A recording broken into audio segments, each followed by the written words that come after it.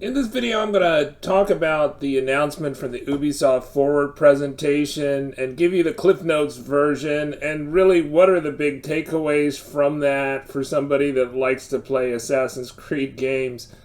Subscribe to the Linus Wilson channel where we give you the secrets to crush Assassin's Creed Valhalla. So, I was dumb enough to actually watch the Ubisoft Forward presentation from the beginning to the middle to the end. I actually fell asleep during it, and then they started talking about Assassin's Creed, and then I was like, oh, okay, I should wake up now.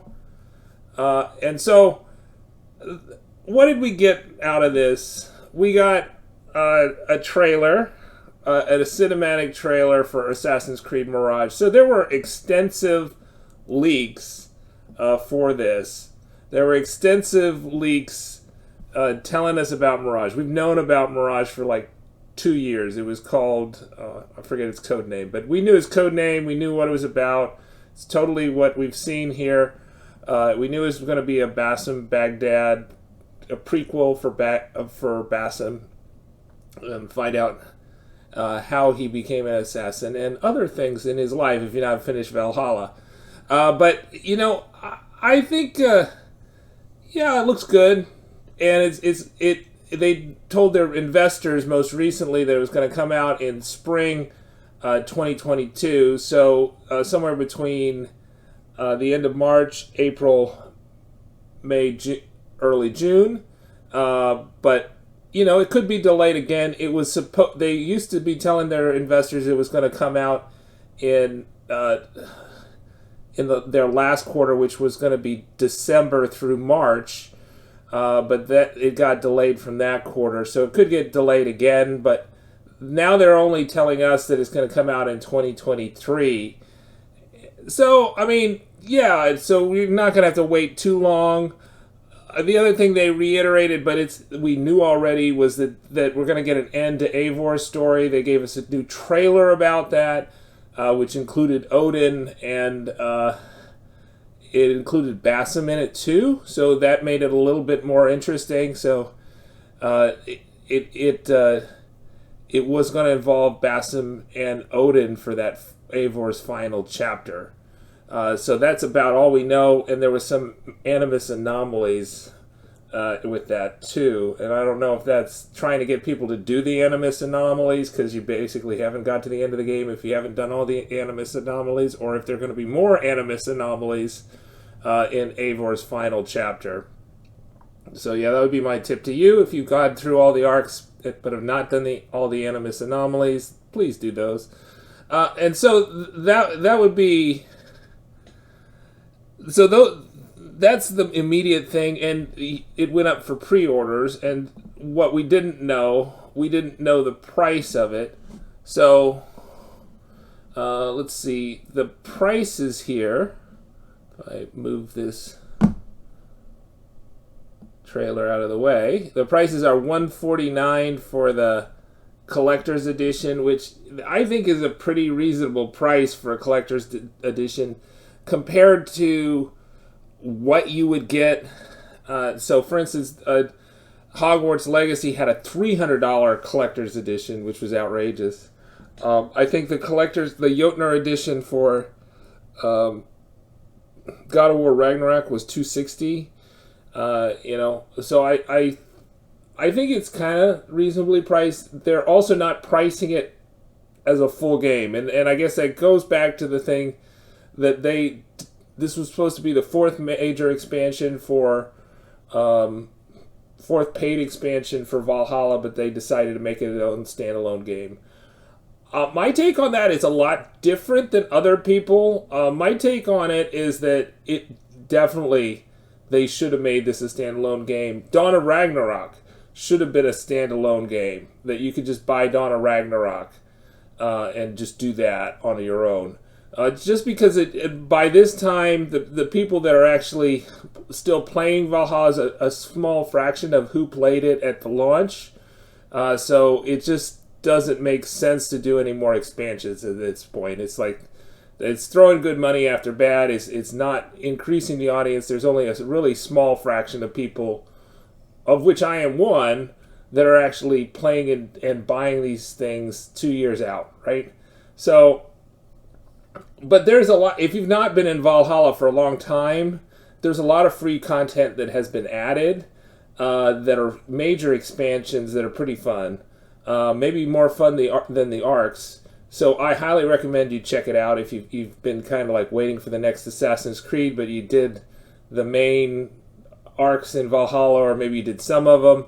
I think you might find something you like in it if that's where you're at. So yeah, you could get it for $50. There's the $10 extra for the deluxe edition. It's mostly this story content, this Alibaba and the 40 Thieves, right? So this Alibaba, let's see if we can click on it, and it'll tell you more about these editions. And you can get it for PC, PS4, PS5, and Xbox Series X. Note they don't say Xbox Series S, and they don't say Xbox One. So that's really interesting. So about the game, it's going to take place in Baghdad. We're going to hear about the hidden ones. So the deluxe edition. Oh, here's the collector's edition. Deluxe edition of the Assassin's Creed Mirage with a complete pack inspired by Prince of Persia. Right? So I think that's the Alibaba pack. A figurine of the deadly master assassin Basim, which is 32 centimeters. 32 centimeters. I think that is like 2.5 centimeters is an inch.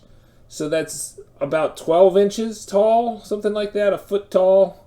A selected soundtrack of Assassin's Creed Mirage, a unique steelbook with design elected by Assassin's Creed fans, a perfect replica of Basim's brooch and Baghdad map, and bonus content with a digital art book. So you get the map, which I always like the maps. You get steelbook, which is to be designed. It's not going to have an actual disc in it. You're going to have the Mirage soundtrack, which does seem like it's a disc because you can see it there. And then you've got a figurine of Basim, and then the deluxe edition content. And yeah, so we've got the deluxe pack, right, is what it comes with it, right? And these are the pre-order.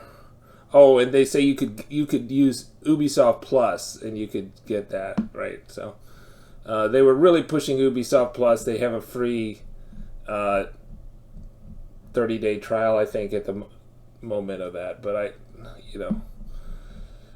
it's up to you. Okay, so that's the editions. So the deluxe edition, you get a little bit more story content. But I think the other issue is like, for Valhalla, the extra story content was given away as Connect rewards.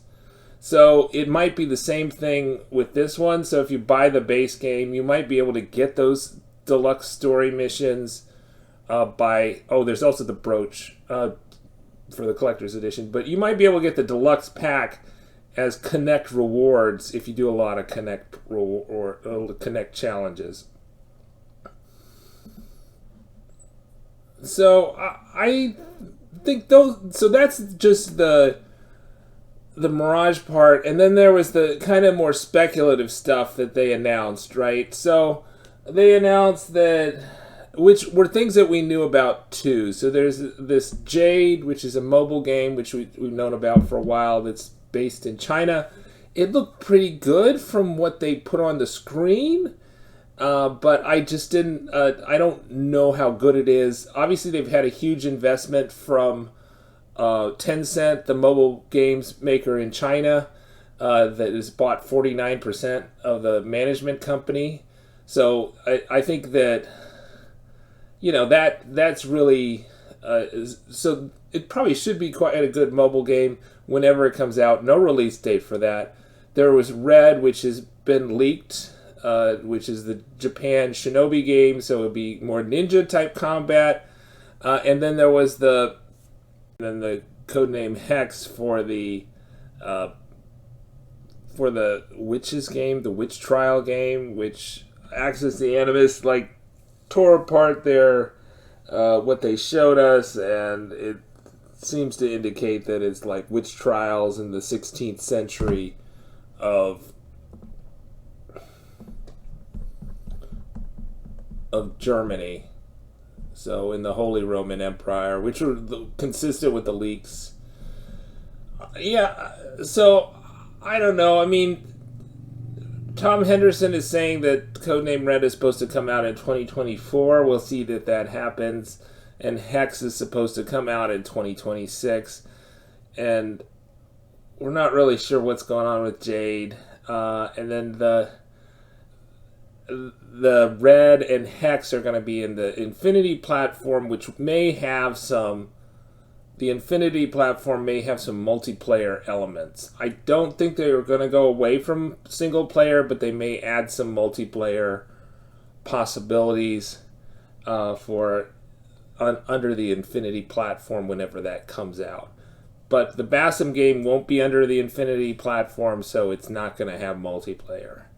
So I think that's it. I think it was a kind of disappointing show in terms of if you wanted to hear announcements for more story content on Valhalla for this fall and winter, you didn't really get anything new, right? So I think Raptor was saying, oh yeah, we're definitely getting a crossover game, but that didn't show up. We didn't get that crossover game for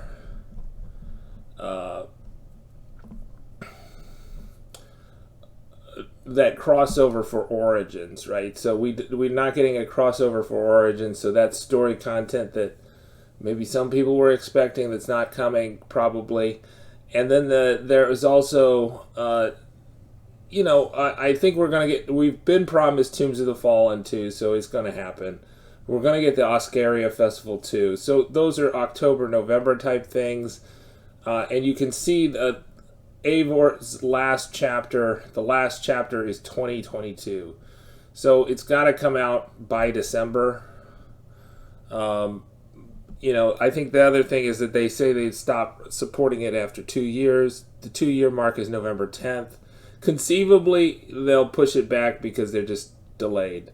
So I think it's probably more likely that the last chapter doesn't come out by November 10th. It comes out in December, and then the other stuff comes out in October, November. All right, subscribe to the Linus Wilson channel. We give you the secrets to crush Assassin's Creed Valhalla. Let me know what you're most excited about in the comments. What edition are you pre-ordering for the Mirage? Are you pre-ordering for Mirage? Did you like Valhalla? Let me know in the comments. Bye-bye.